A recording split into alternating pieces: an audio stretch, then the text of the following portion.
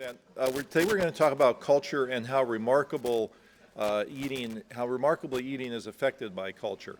But before we do that, I have an announcement, and then I'm going to introduce Ashley Gearhardt, who's going to be talking about food and addiction. A student group asked me to make an announcement about a movie that's being shown this week in Silliman College in the movie theater in Silliman that's called Silly Flicks. And it's a movie about People Say I'm Crazy, fascinating documentary of one man's journey with schizophrenia. So it's Tuesday, September 23rd at 4 o'clock in Silliman College. So if any of you are interested in this, I urge you to go see it. Now, before we talk about culture, I'd like to follow up on an issue that we have alluded to in the class, but didn't get to talk about in the last class because we ran out of time, and it's the issue of food and addiction. This is a very interesting issue, one where a lot of science has come out just recently, and one where the whole field's attitude about this particular topic is beginning to change. So it's a very important topic.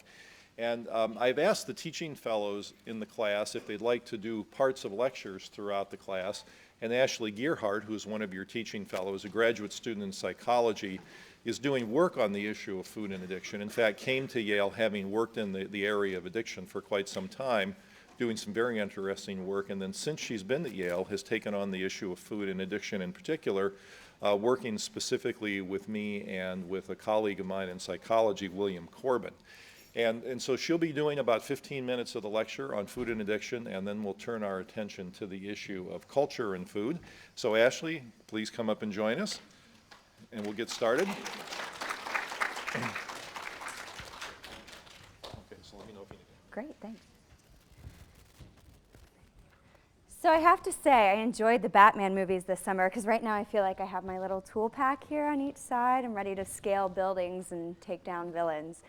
But if you have any trouble hearing me throughout the lecture, feel free to just let me know as I get used to my multi-pack here. So I'm going to be speaking with you today a little bit about food and addiction, and I'm going to give you an idea of what we're going to be covering in today's lecture. First, I'm going to talk to you a little bit about what is addiction and how do we define it in the field. What would it mean to be addicted to a substance?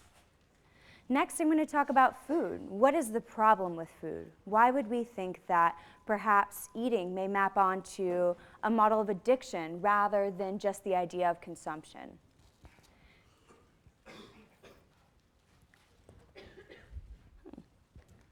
There we go. And then finally, I'll talk to you a little bit about the research that is coming out that is talking about what is the link between food and addiction. What evidence do we have to perhaps make the claim that this is a behavior that starts to be out of the control of the person consuming the food? So first, how do we define substance dependence? If you go into a therapist and you think you have an issue with, let's say, alcohol or marijuana or tobacco, how would they define whether or not you were dependent on the substance or whether you were just abusing it? So what we think of when we talk about substance dependence is that it's when a substance is consumed in a compulsive and habitual manner, and it results in both biological and behavioral changes that have a negative impact on the quality of life. So if you think about this a little bit, the consumption of substances is actually quite widespread. Alcohol consumption alone is consumed by 90% of the people in American culture, but yet we only see approximately 10% of people over their lifetime ever developing substance dependence to alcohol. So it's not just consuming the substance that can define addiction, but rather really these impacts that it has on life. My tool here is failing, so I have to get closer. All right, so why do we think that food could possibly follow this model of addiction, of biological, behavioral changes that really impact life?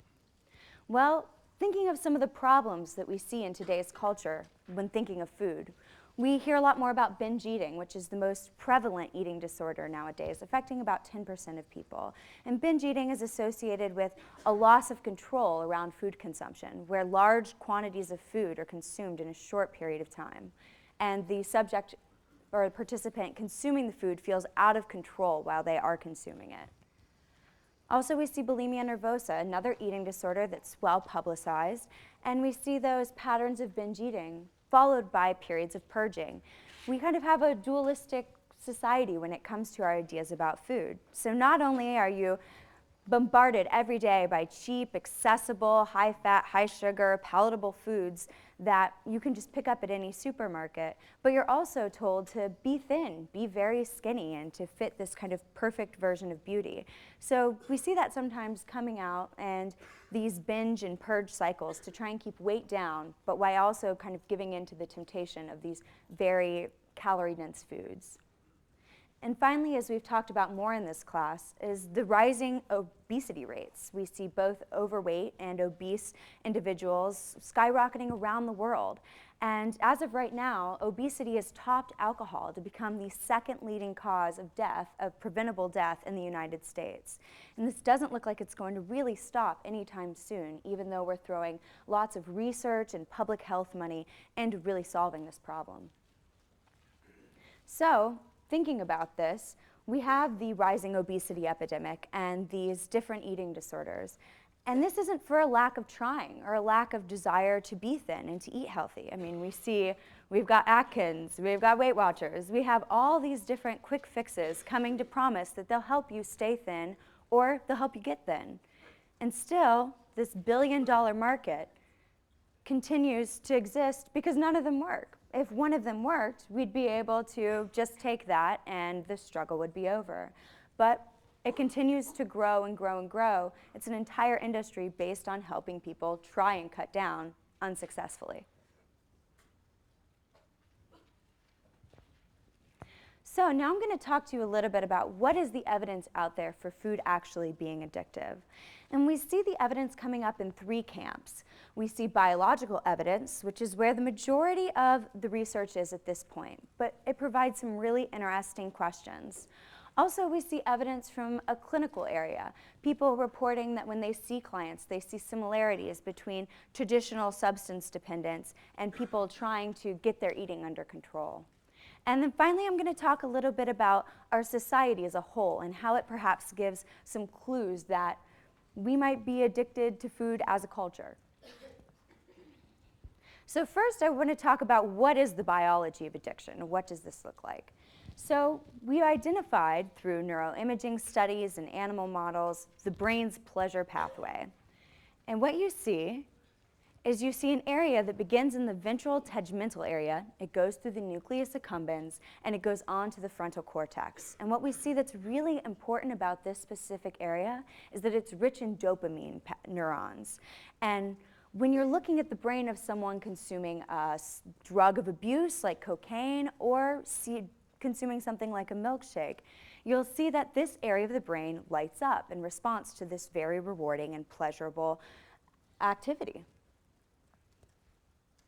So we're here with our friend the rat, which the poor rat, we've been using him to be addicted to food, and this is really, really where our framework is coming. So you can see this guy, he's a little chunky, and he's gotten some time to really be exposed to a lot of sugar.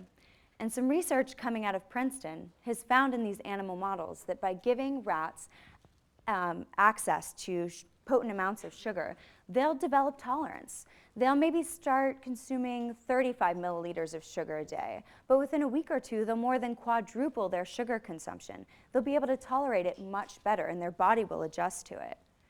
And we see that if we take away the sugar, if the sugar's out of the cage, or you give medicine that blocks the effects of the sugar, the rat will go through withdrawal. Their body temperature will change, they'll become more agitated, they'll be more aggressive, and they'll start having body tremors. And we also see neurobiological changes. So we see changes of the brain adapting by this flood of pleasure and the dopamine pathway by really shutting down some dopamine neurotransmitters and sensitization in the opiate system of the brain, which gives you kind of a big up for a pleasurable thing consumed. It's where morphine and things really get their effects.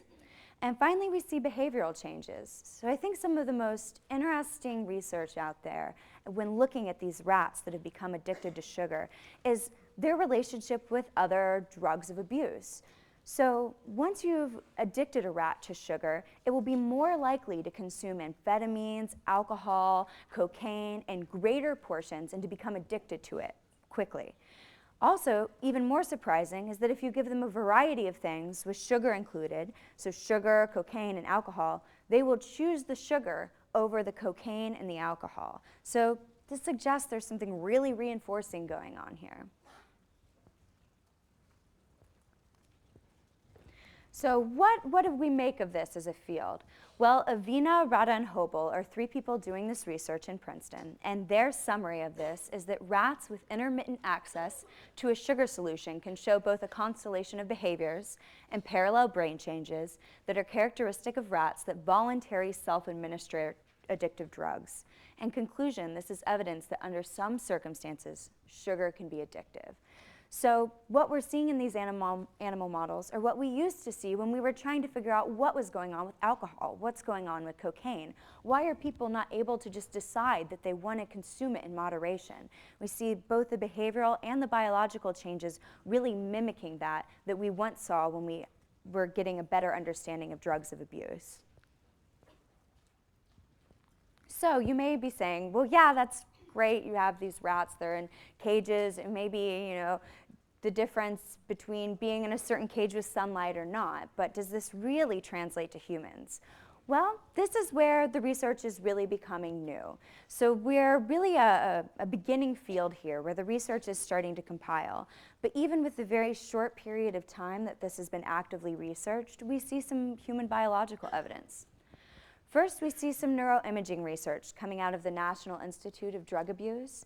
And Nora Volkow is a very famous researcher who really was known for identifying the dopamine pathway as something very important in substance abuse and dependence. And what she did is she took cocaine addicts and she put them in the scanner and she scanned their brains, specifically paying attention to the dopamine pathway. And what she found is that people who became addicted to cocaine and consumed more cocaine had less density of dopamine neurotransmitters and receptors. So they weren't as sensitive to the drug's effects. They would consume more to really get the impact that other people naturally had. So in looking at this, to translate this into excess food consumption and obesity, she took a series of obese individuals and she scanned their brains, and she found the exact same pattern of results, that the dopamine transmitters were altered in these individuals.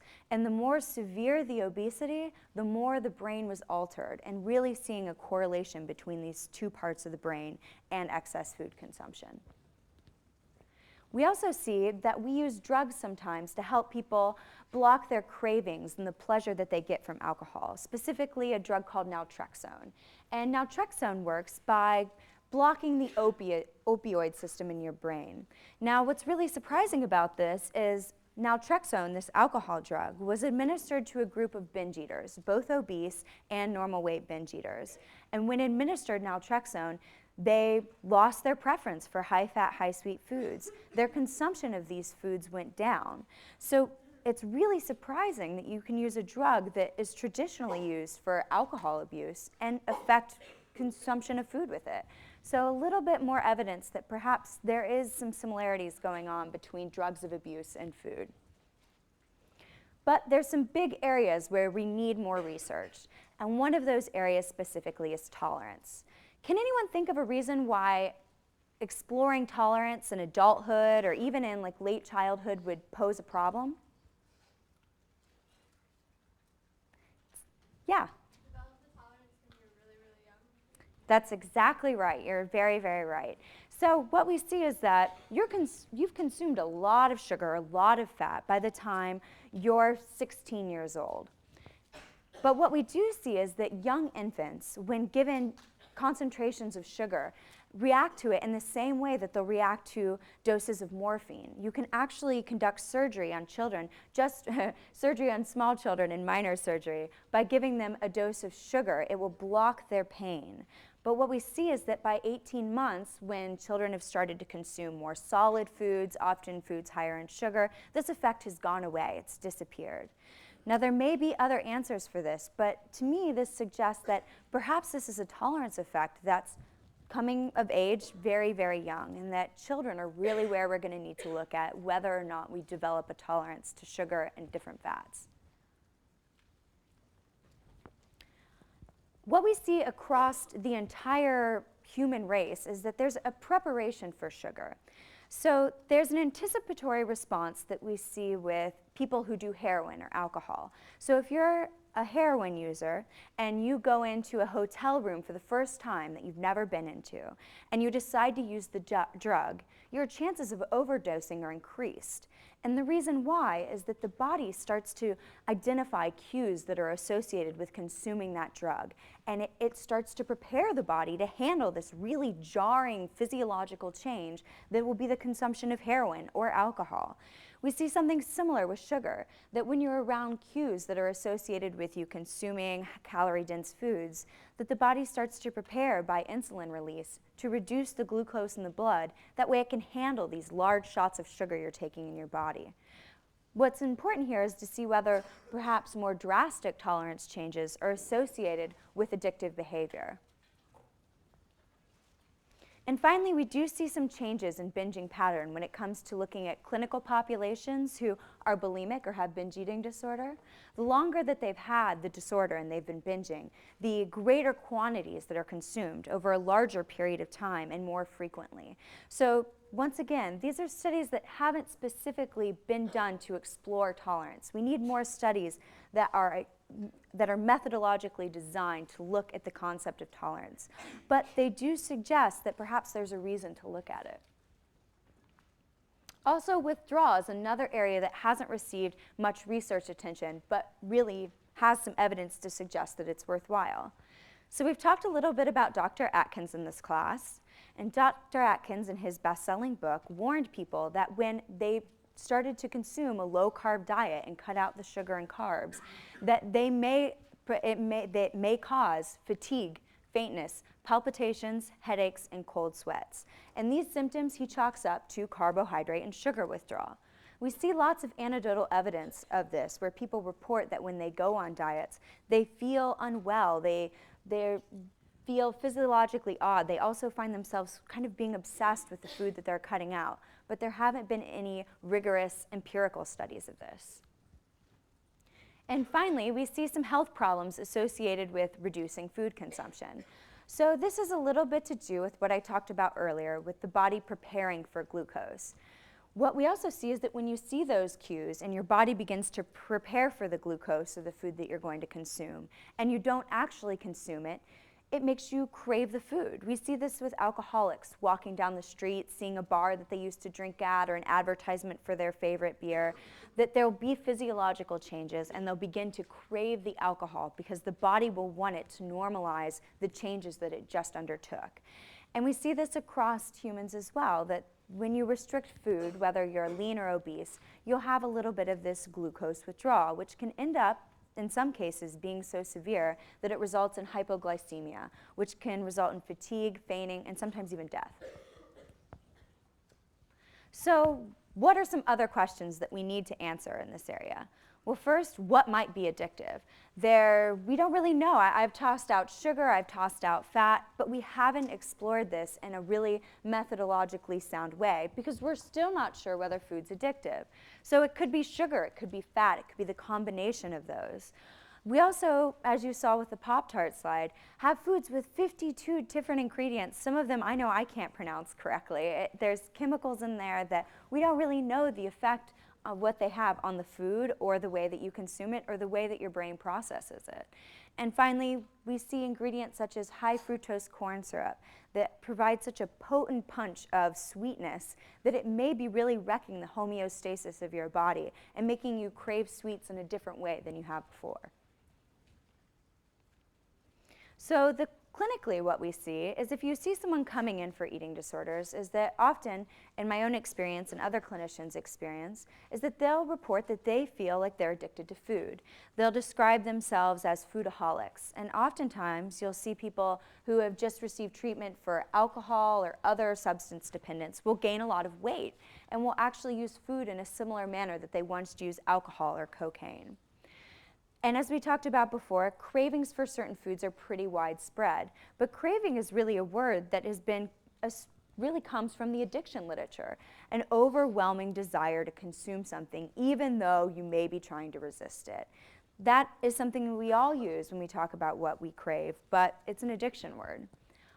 And thinking about our society as a whole and the rise of diabetes, cancer, other obesity-related health disorders, and weight bias, we see people continuing to use food and consume great quantities of it, even though there's some pretty severe negative consequences, some of which can result in death. But the food consumption really hasn't slowed down to match these increased problems.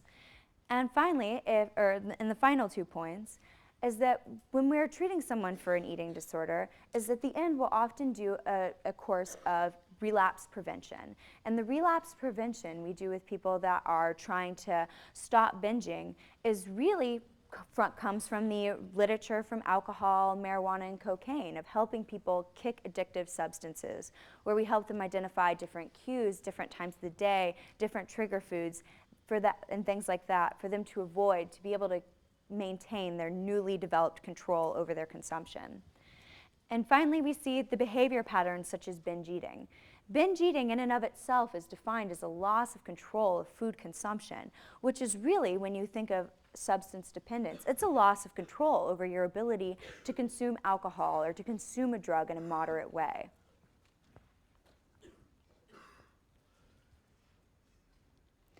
On top of this is that there's lots of programs already out there that are based on this idea that food, sugar, or carbohydrates are addictive. If you look at these 2 books that have been out there for quite a while, you see the Carbohydrate Addict's Lifespan Program. You also see Sugar Shock, how sweets and simple carbs can derail your life. If these sort of phrasing didn't really respond to people, if they thought, that's nuts, I mean, I don't get that at all, that just is not my personal experience or anyone's, these books wouldn't sell, and they would really stop being used. But we see that on top of these books, there's full inpatient rehabilitation programs and outpatient programs that are developed on food addicts, food addiction, Food Addicts and Recovery Anonymous, Disordered and Addictive Eating, Food Addicts Anonymous Food Addiction Program. People will pay thousands and thousands of dollars to enter treatment programs that are based on the idea that they are addicted to food, and they receive treatment as if they are addicted to food. But really, the research hasn't been done yet to fully support whether this is appropriate and whether these treatments are effective. So let's talk a little bit about a societal implication of this. As you can see here, even the food companies will really use terminology associated with addiction to remind you that you have cravings for things like cookies. This is a strong need. When you walk past that, your body, everything really wants it. So come meet your maker, come give in to the craving. You can think of different phrases such as, Pringles, you just can't eat one. You're going to lose control of your ability to stop your consumption.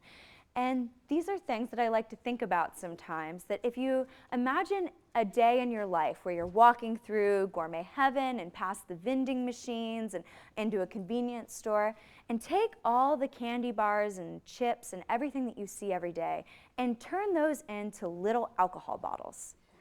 Imagine walking past those little alcohol bottles every single day, constantly being bombarded with it, bombarded with billboards, cartoons on, yay alcohol with, Tweety Bird on it. And think if it was socially acceptable to come bring your few little bottles of alcohol and, chug it here in class, because that's pretty normative.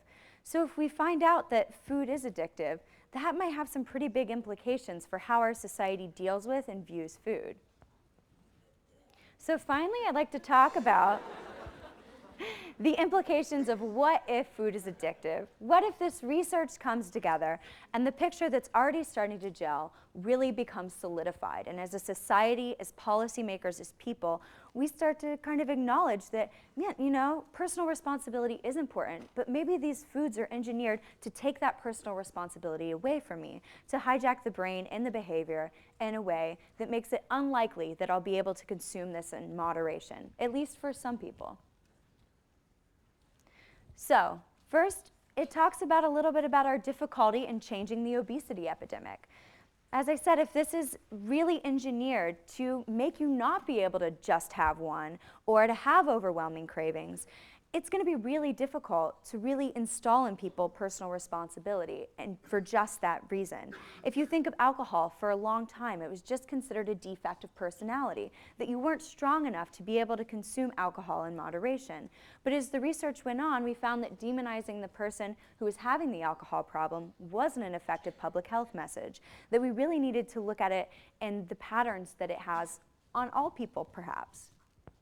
Additionally, it might suggest a need for legislation. How do you feel of having something that could possibly be an addictive substance or change the brain in an addictive way being fed to kindergartners, or being much more accessible for people in a lower socioeconomic class? Having unequal accessibility to whole foods, good foods, it doesn't really seem like something that is going to change overnight, and that it might take some big push from some big power people to balance out this environment. And finally, the idea of a need for education. So how many of you guys had DARE, or some sort of substance use program growing up? I actually won the DARE essay. It was, telling of where I was going to end up. But what if if we find that this is addictive, and we take children at their youngest age, and we kind of teach them moderation. We teach them how to eat these foods, that it's not okay to just consume it with excess and to the point where you lose all abandon, that might have some pretty big impacts on both your biology and your behavior. And this isn't something we start to change when you're 18 or 20 years old, but start early. And finally, my last point is this really needs more research. The area really needs some more attention from prominent researchers, and Kelly has really been wonderful in getting the field excited about this. So I'm making a call to all of you. I'm looking for research assistants. If any of you want to join in on this research, feel free to come talk to me or shoot me an email.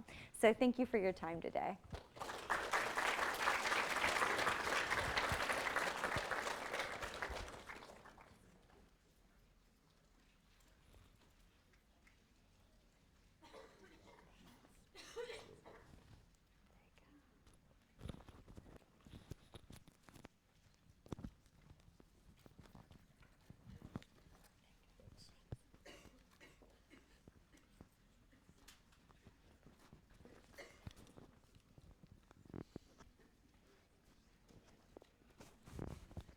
Well, if I think back to the time I was a graduate student, I can't imagine have done anything as poised and comprehensive as Ashley did. So let's please thank her again.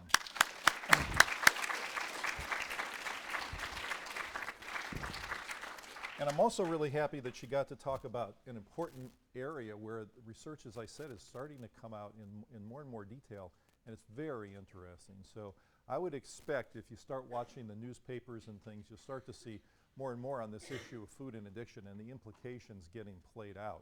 So we'll see where it takes us, but it's a very interesting field. Okay, then let's move on and talk about food and culture, which is the second topic for the day. And before we do that, just a few logistics about the concept sheets. You received an email that mentioned a little bit more about the concept sheets. We're going to pass them back on Monday of each week and then collect them on Wednesdays. So on Mondays of each week, the teaching fellows will put out on the stage here before the class the folders with the concept sheets in them. They'll be in alphabetical order by parts of the alphabet within each folder. And you can come and pick up your concept sheet, and if you don't get here in time to do it before the class, then they'll be outside after the class. And then on Wednesday of each week, you turn in the concept sheets that are due that week. And as the teaching fellows mentioned in the email that they sent out, the concept sheets can cover information from the previous two classes. So for example, this Wednesday's class, where you turn in a concept sheet, you can talk about material from today or the previous lecture in that particular concept sheet. So if you have any questions about that, please let us know. Okay, if those of you who are here for the first class noticed that I asked for volunteers of people who had in the class, people who had interesting experiences with food, either coming to the U.S. or going from the U.S. to other places. And several students were kind enough to volunteer for that. And I'd like to show you some video clips from them because they capture some very interesting parts about food and culture. Okay, so let's do this one first. Well, when I came here, my reaction to U.S. food was freshman 15 plus 5. And it was shocking. It was shocking in a way that I wouldn't expect. I didn't expect the portion. People say, you know, American portions are big. I didn't expect them to be that big. I didn't expect them to be that big either. And I have seen portion sizes that big. When I came for Bulldog Days, I remember that was the first time I'd been in the U.S. Since maybe I was 6 years old, and I went supermarket shopping with my mom. We were staying at a service apartment, and I couldn't believe the size of the cereal boxes. That was something I'd stopped and looked at for a good 2 minutes because I'd never seen cereal boxes that big. I still don't think you get them anywhere else in the world, or maybe you do in some supermarkets now, but that was something that really, I felt like I was in a giant country where these huge supermarkets and these huge cereal boxes in them, and everything was big, big, big.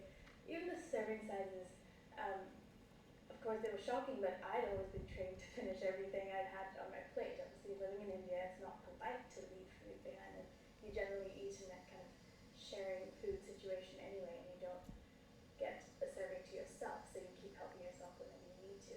So I would always finish, no matter how full I was, I'd always finish everything on that plate, and that wasn't good for me, so I put on a lot of weight freshman year. Okay, that's one very common experience. When people come to the U.S. from other countries, they notice a number of things about the American food supply, and several of them were captured here, but the more prominent one was the portion sizes. The other thing that people are amazed by in the U.S. are choices, as I mentioned before, how many versions we have of different foods in a supermarket. So this is one experience from a person who came to the U.S. Okay, let's look at a second one here. So, I guess there's another part maybe. I think here the vegetables are really expensive, and but they're really cheap in China. I remember like when I first come here, I was so kind of like I was painful when I was like shopping. So I kind of calculate because you know with the currency difference, and I calculate okay, how much one eggplant it is, and how much. I mean, with the same money, I can buy maybe a whole basket of eggplant, and maybe for 30 people and whatever, but now it's like I can only buy small.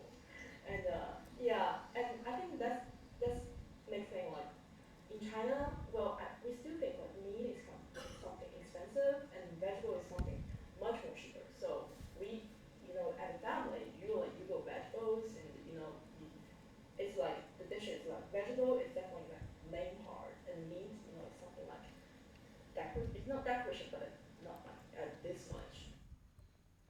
So here's another example of how what people will eat within a culture is determined in part by what they have access to and the relative cost.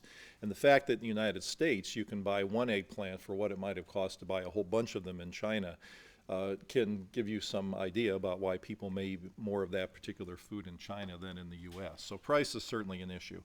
Here's the final clip, and this is somebody who has gone from the U.S. to somewhere else.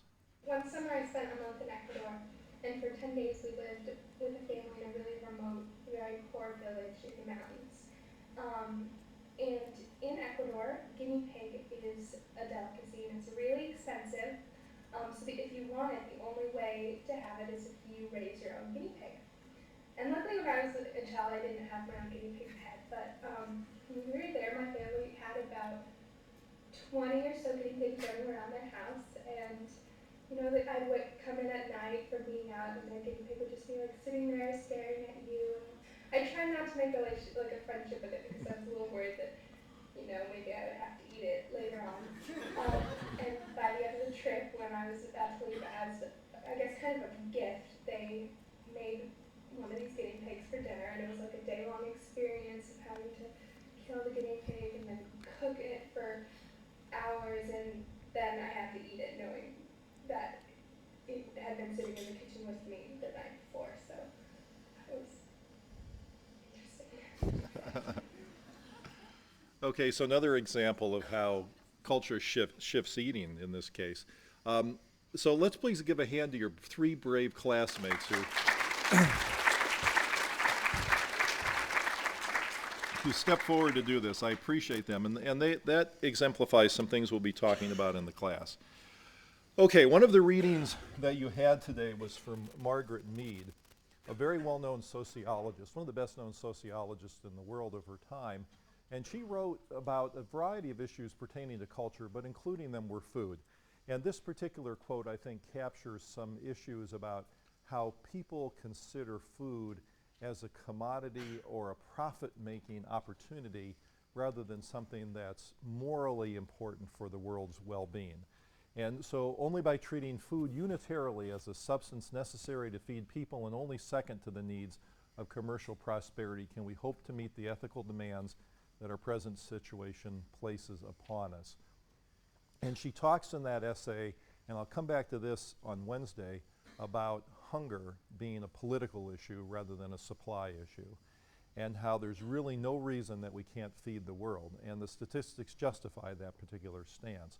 But the fact that food gets viewed as a commodity, as something that people just have to have access to rather than something that's necessary for life, can be enjoyed, can be part of the family fabric and things like that, gets lost in this commoditization of food that really has happened in our culture. And she captures it in that quote. So she's a very interesting thinker on this particular topic. I showed you this slide before in one of the earlier lectures, but if any of you are particularly interested in the issue of food and culture, this particular 2-volume set is just terrific because it has a number of papers that deal with food and culture issues. Culture drives a number of things that are important to understanding what a culture tends to eat. Of course, what's acceptable and what's not, what tastes good, what's disgusting is built into what we learn from culture. But we also learn things like how fast should we eat, what time of day do we eat, when is it okay to eat, who we should be eating with, what sort of things we should talk about when we eat, and even things about, in some cultures, who has priority once the food is on the table.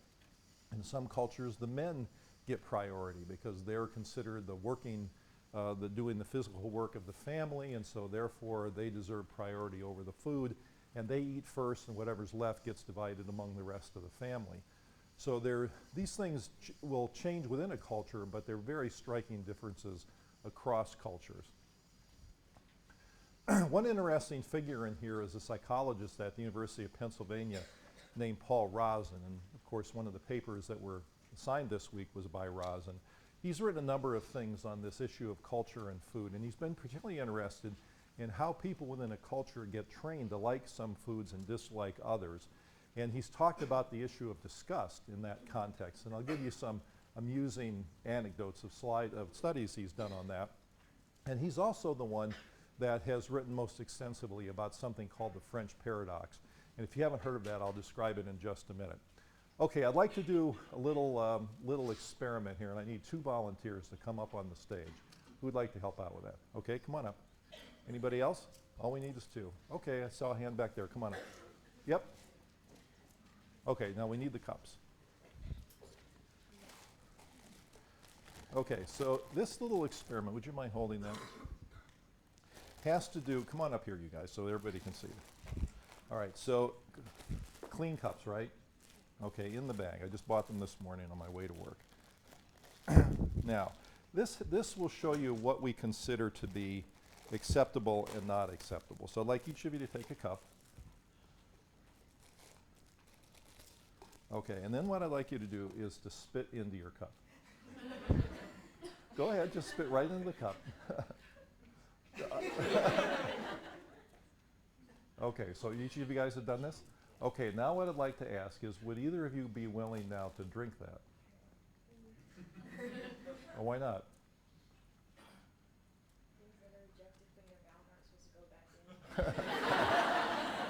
Okay, so once they're out, they don't go back in, is that right? Okay, so it's culturally disgusting. Now it's interesting because what's in that cup was just in your mouth, right? And the cup is clean, right? So there's no reason that that should have been contaminated between when it came from your mouth and entered the cup, and no reason it should still be contaminated now. But you consider it acceptable one moment, but unacceptable the next. And that's just a quick example of how strong these feelings are, how we define these things socially.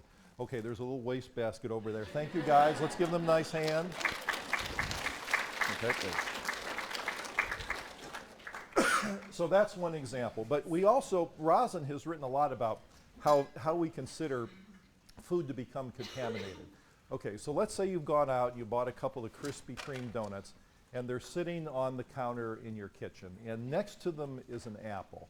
Now, would that contaminate the Krispy Kreme donut? Would that make you any less likely to want to eat them? Well, probably not. But what happens if there's an apple with a bite out of it and somebody else took that bite? Then would that change how much you'd want those Krispy Kreme donuts? And think about the proximity. What if it was 10 feet away? Well, then it probably wouldn't matter. What if it was 10 centimeters away? Then would it matter? What if you had taken the bite out of the apple? And so we have all these interesting rules about when food is acceptable to eat or not, and this issue of contamination and disgust becomes interesting. Now, Rosin has done studies, and I'll show you several examples and all these sort of studies are going to be things where you say, well, of course he found what he found, but it's actually pretty interesting. So what he would do was to give people food, not donuts, but I'm just putting them there in this case, and then have a dead cockroach nearby, but a cockroach that had been autoclaved. So it was completely sterile, incapable of contaminating anything. And so the question is, would people actually eat less of the food when there's a cockroach near it, when there wasn't a cockroach near it, even though they had been assured that the cockroach wouldn't do any contamination? Well, the answer is, of course, because those are such strong cultural values. And he did several other amusing things as well. For example, he made brownies in the shape of something else. And then he looked to see how much people ate of brownies that looked like this versus brownies that were conventional brownie shaped. And of course, people ate less of this. He also did a study where he poured apple juice into a sterilized bedpan and then asked people if they would be willing to do that. Well, the people are, of course, no more willing to do that than our 2 student volunteers were in drinking their own spit. And so, again, these show cultural things that happen in various cultures. Now, somebody from another culture didn't know what a bedpan was, may not have that same sort of aversion. So these are sort of, well, of course, it makes common sense type findings, but it's interesting how strong these things are and how quickly these aversions kick in and how powerful they are. Now, as I mentioned, Rosin has done some very interesting cross-cultural comparisons, and he's been especially interested in the difference between France and the US. Why those 2 countries? Well, he hypothesized that people in the US have a whole different relationship with food than do people in France. And at first glance, you'd think that the diets in France would be more healthy than the diets in the US, because they tend to be diets that are high in calories, high in creams, a lot of wine drinking and things like that. And there would be reason to believe that that diet might be less healthy than what you find in America, but of course you find less heart disease in France than you find in America. So he wondered why, and he wondered why when people are eating what most people in the world would consider more interesting food, that is in France compared to the US, people would eat less of it rather than more of it like they do in the US. So he collected some data on this, and it's really pretty interesting. So first, to look at the difference in our food availability culture, he compared what percentage of items in a supermarket were reduced fat versions in these 3 categories: ice cream, milk, and yogurt.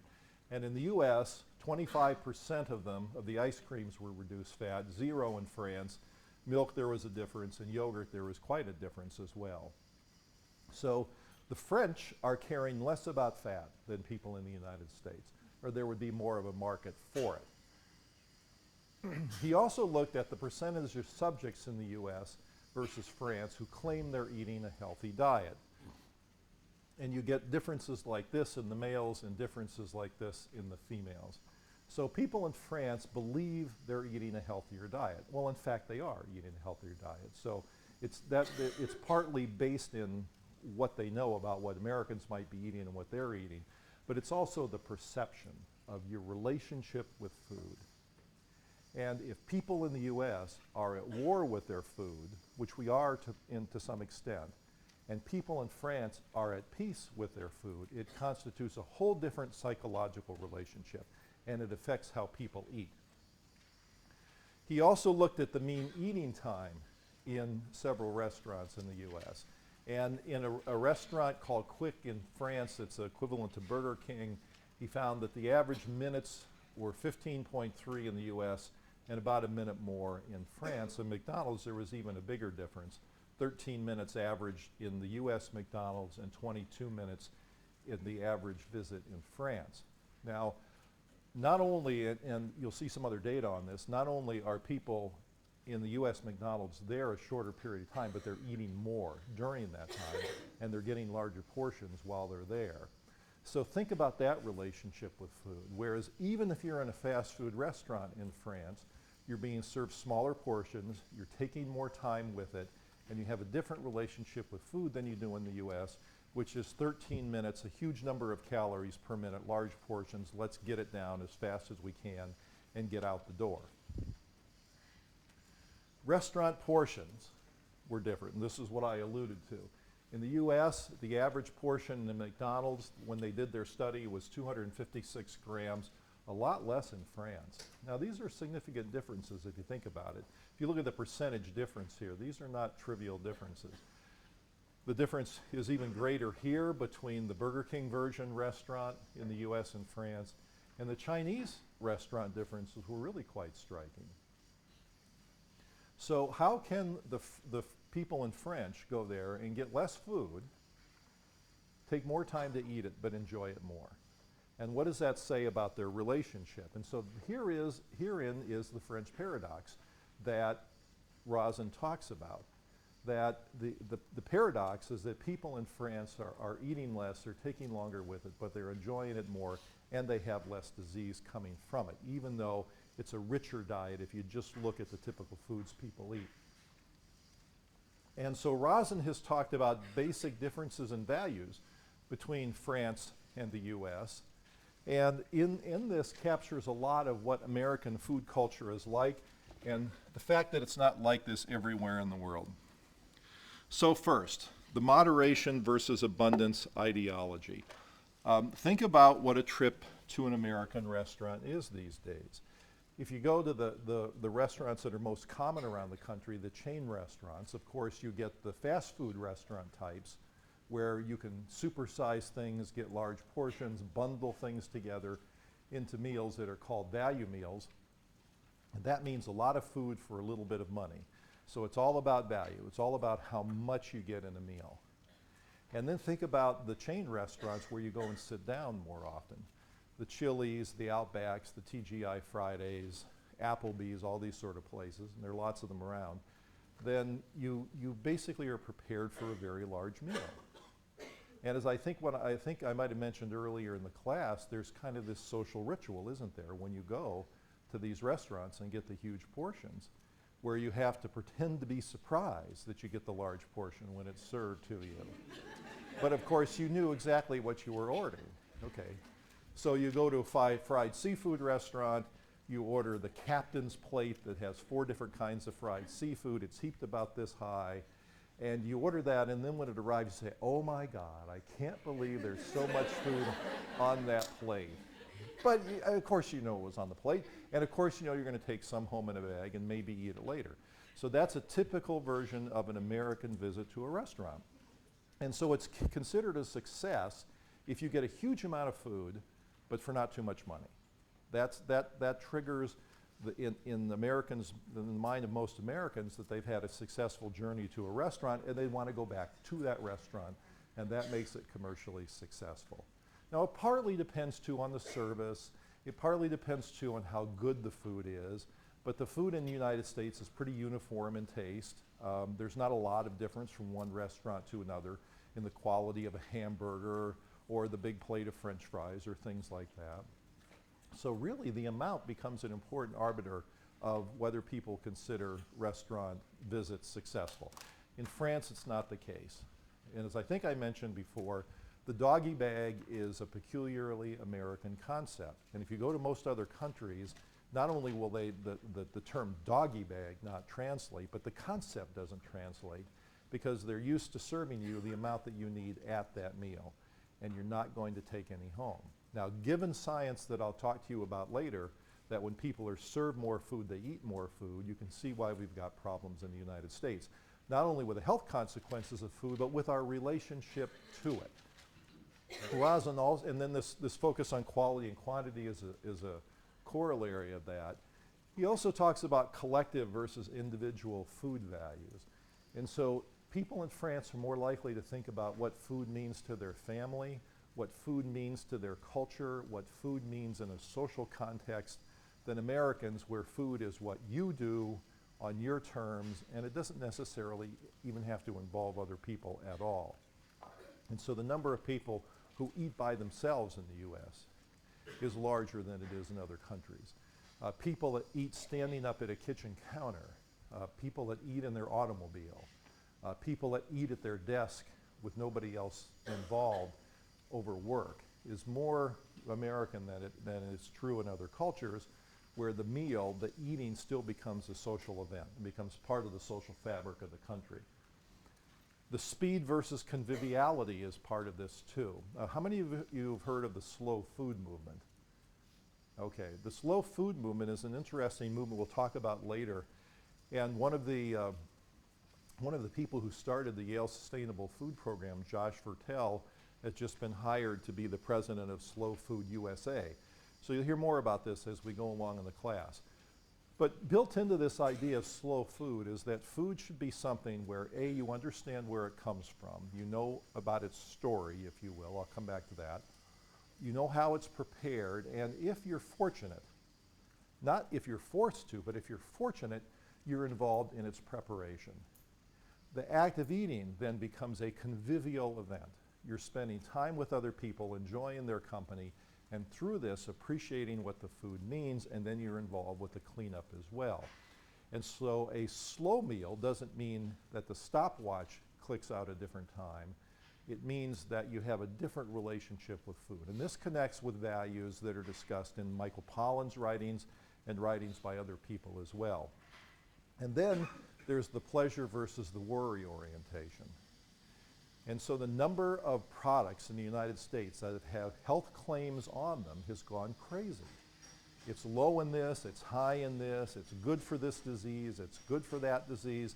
These health claims mean that people are worried about their food, and they want health, they want foods to solve their worries.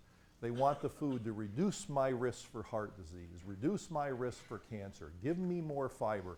Whatever it happens to be is built into these health claims, and it's part of America's worry orientation with food. And so the number of people in the United States who are happy with their relationship with food, feel at peace with food, and have a healthy relationship with food is much smaller than it is in other countries. And so you have people who have frank eating disorders. You have bulimia, anorexia, binge eating problems, and then you have the obesity problem. Those people have difficulty with food by definition.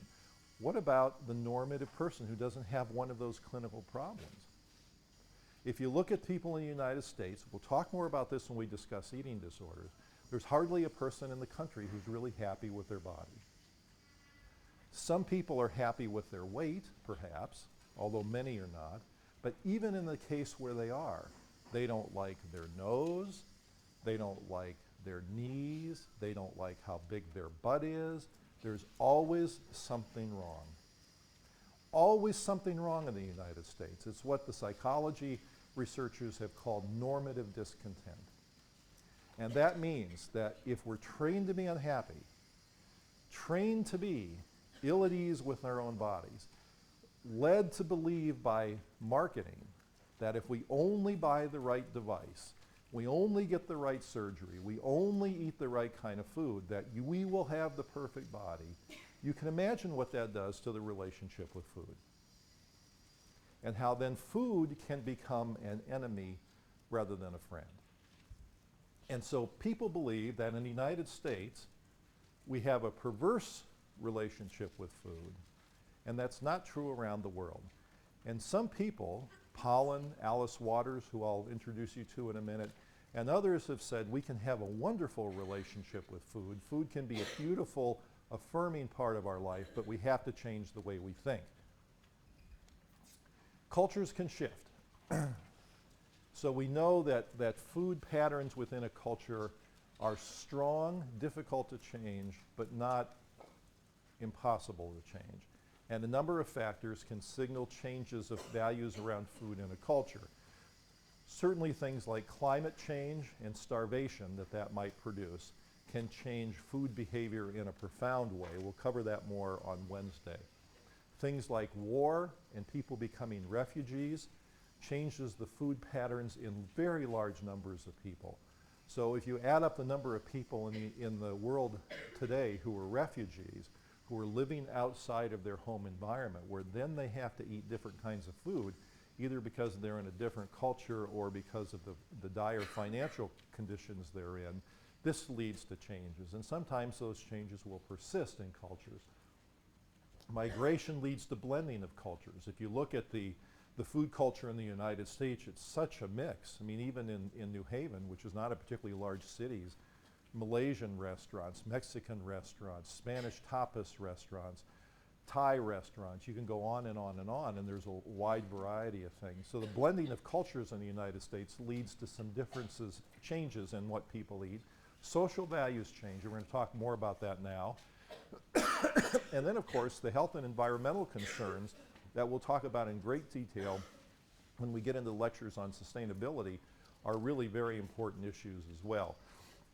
Let's look at changing American values. And there are two separate but connected movements that I'd like to talk about. One is sort of a positively oriented thing, which represents optimism about food and return to earlier values. And the other is more skepticism and alarm. And I'll give you some prominent examples of these. First, Wendell Berry, a well-known author and also a farmer, award-winning author, but also a farmer, has written extensively, was really one of the first to take on this issue that you see Michael Pollan write about more now, about our relationship with food and where it comes from, the land it's grown on, who grew it, what sort of things went onto the food as it was growing, and the like. And he was one of the very first, really pioneers, calls in the wild, when nobody else was paying attention to this issue of where food comes from and what it means for our culture. Other people have picked up that banner and carried it high and have done it in a very effective way. One of the people is Alice Waters. Alice is from Berkeley, California. She's a very well-known chef. She runs a high-end, terrific restaurant in Berkeley called Chez Panisse, and has written a number of books. The most recent one is the one you see here, called The Art of Simple Food. Alice has, and probably not many of you know this, but has had a special impact on Yale. She had a daughter, Fanny, who was a Yale student who's now graduated. Fanny is the one who, in Chez Panisse, the restaurant in Berkeley, the first floor of the restaurant is sort of a high-end restaurant. The upstairs is a little less expensive, but also very good, and it's called Fanny's, and she named it after her daughter, Fanny. Fanny came to Yale to be a freshman. Alice, at the freshman reception that you and your families may have gone to at the president's house, cornered Rick Levin and talked to him about the importance of doing something on sustainability at Yale. This coincided with a student group that was interested in these issues becoming larger and having more of a voice, and President Levin listened. And from that conversation and from the student activism on this was born the Yale Sustainable Food Project, and you'll be hearing more about that in the class. And then Alice, during the time where Fanny was a student, those 4 years, and also after, stayed very actively involved in helping promote the Yale Sustainable Food Program, giving it visibility and bringing a lot of attention to it as it deserved, because it was quite a unique program. So Alice has been one important figure in this field, and toward the end of the class we'll come back and talk about a program that she's done in Berkeley, California called the Edible Schoolyard, which is really quite unique and had a big impact out there. And then of course there's Michael Pollan, who has taken these values and carried the banner high as well through his best-selling books. The beauty about Michael Pollan is that he's a brilliant writer, puts together this information in very interesting and unique ways, and thinks very carefully before he writes a book about what goes into it, so he spends a lot of time doing research that makes for such interesting reading, in first The Omnivore's Dilemma, and then In Defense of Food. So these are individuals who capture this return to values, this idea that if we go back to nature and we pay attention, as our forebears had to, on where food comes from, how it's grown, we get more involved in raising our food, in touching it, in preparing it, and understanding it, our relationship with it gets better and healthier. That's the premise there. And no science to back that up because it hasn't really been studied, but to me it makes all the sense in the world. And it's signaling this positive shift in return to earlier values that I think we're seeing more and more in the United States. And the concern about the environment, the concern about where food comes from and its impact on the health and well-being, not only of the people who eat it, but the people who grew it and the societies, the environments in which they're raised, means that people have a broader concern about food rather than just as a commodity, let me get in and out of McDonald's in 13 minutes and get those calories down. And that's a shift in a positive direction. And so Pollan argues in this context against what he calls nutritionism. And you will have read this by now, but I'd like to go back and capture the key points from this. He says in the book that he borrowed the term from an Australian sociologist, and to Pollan it means several things. It means taking foods and reduce them to nutrients. So we're not paying attention so much to foods anymore, but foods become a vehicle for delivery of nutrients we think are important. So how much vitamin whatever does this food have? Or how much fiber? Or how much trans fat if it's viewed in a negative way? And so food becomes an opportunity to deliver nutrients, almost like a pill becomes an opportunity to deliver medicine. And this nutritionism, this ideology about nutrition, takes people away from thinking about food as food. Foods then get targeted to conditions. If you look at a box of Cheerios, it will talk about how you can lower your cholesterol by eating this particular thing. So the food becomes a prescription, it becomes a medicine as much as anything else. He said there are significant downsides of this, that we miss what the food provides, and we completely miss out on the joy of eating, and what that also can mean in a social context. So here's a quote from Pollan. It's a lot easier to slap a health claim on a box of sugary cereal than on a carrot, with the perverse result that the most healthful foods in a supermarket sit there quietly in the produce section while a few aisles over, the Cocoa Puffs are screaming about their newfound whole grain goodness. Now, when we talk about marketing later in the class, we'll talk about this whole grain claim in particular, and we'll dissect what does it really mean? How much better for you is this particular food than before it had more whole grain in it? And is this, in an absolute way, a healthy food or not? Well, certainly, Pollan argues, the company is making it sound like it's a healthy food. Whether it really is another matter. But he talks about the health claims and how, again, we begin thinking about the delivery of nutrients being more important than the food itself. So that means that this kind of sugary cereal, which I can't imagine many nutritionists would say we should be eating more of, all of a sudden carries on a whole different level of meaning because it delivers whole grain. And that changes the way we interact with food in this perverse way that Pollan talks about. That's all part of our culture. He's arguing for changing that. Now, these health claims and this idea of foods as nutrient delivery vehicles has been around for a long time, but relatively recently have been people been rebelling against that. And that's the optimistic change in values that I think Pollan, Alice Waters, and Wendell Berry represent. And we'll be hearing from some people later in the class who share those same values. There's also a more alarm-oriented philosophy that I think has sort of invaded the country. And you guys will probably know about Eric Schlosser, an author, and Morgan Spurlock, a filmmaker, and they produced these two bits of work. So you have Fast Food Nation, came out in 2001, and Super Size Me came out in 2004. How many of you have read Fast Food Nation? Okay, a fair number. How many of you seen Super Size Me? All right, a lot of you had. Morgan would be happy to hear that, I'm sure. Very interesting fellow, by the way. So these two things represented alarm, didn't they? Because Fast Food Nation scared you. Super Size Me was funny in a lot of ways, but it also scared you that if you eat too much of these foods, what are you doing? Well, first there are these workers who are working at very low wages in these restaurants under conditions that Schlosser pointed out weren't very good.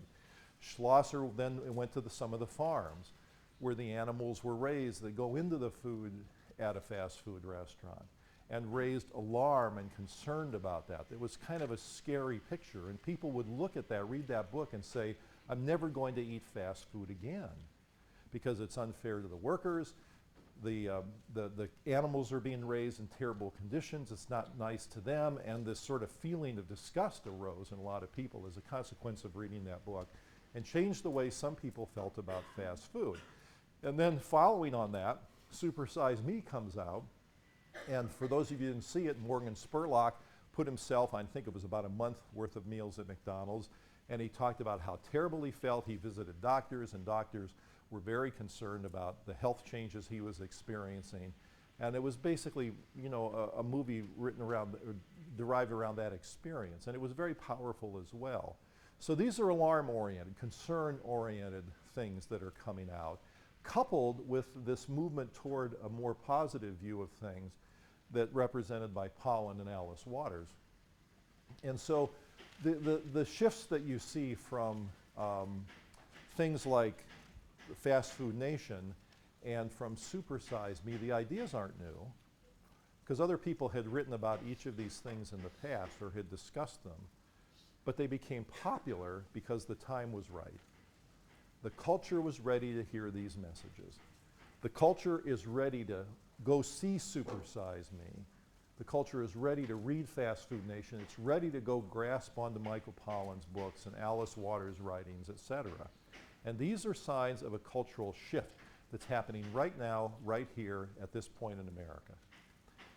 Happening elsewhere in the world as well, but focusing on America for the moment. You guys are sitting in the middle of a real important change in our relationship with food.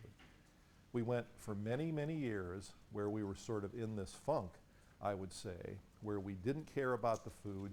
We wanted as much of it as we could get for the least price. We didn't care what we got put into it. We didn't care how it was processed. We didn't care who grew it. We didn't care what impact it had on the environment. We didn't care about anything except consuming as much as we could for the lowest possible price. That's different now. People care a lot about those things. So the likelihood is that you care about these things a lot more than your parents did at your age. And you know, you can come to your own conclusion about whether those are positive changes, but the fact that the changes are occurring, I think, is really quite indisputable. So what do these changes represent? Well, from Fast Food Nation in particular, people are concerned about what the food does to us. Is it good for us or not? We're concerned about how it's made. Is it fried? Is it processed? Is it genetically modified?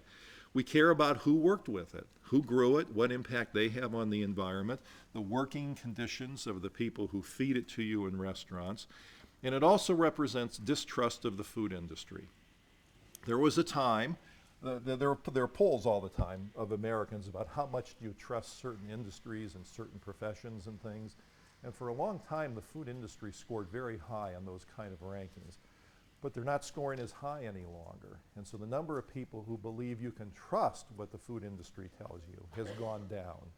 And that's a consequence of a lot of science coming out on this, concerns about practices such as food marketing, but also prominent things like Fast Food Nation and Super Size Me. So this is a real shift. So overall, the shifts represent more of a concern about the story of food.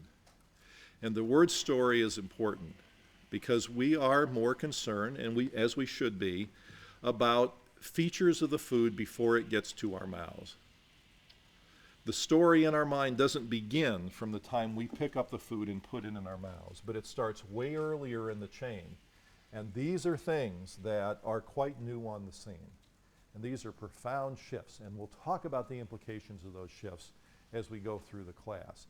We'll talk about the environmental costs. We'll talk about food and health and happiness. We talked about that to some extent already. We'll talk about who grows it and how it's grown and what that means. And as I said in an earlier class, you probably didn't come to Yale expecting to learn anything about farming, but you will. You'll hear something about farming in this class because it's important to our understanding of food and our relationship.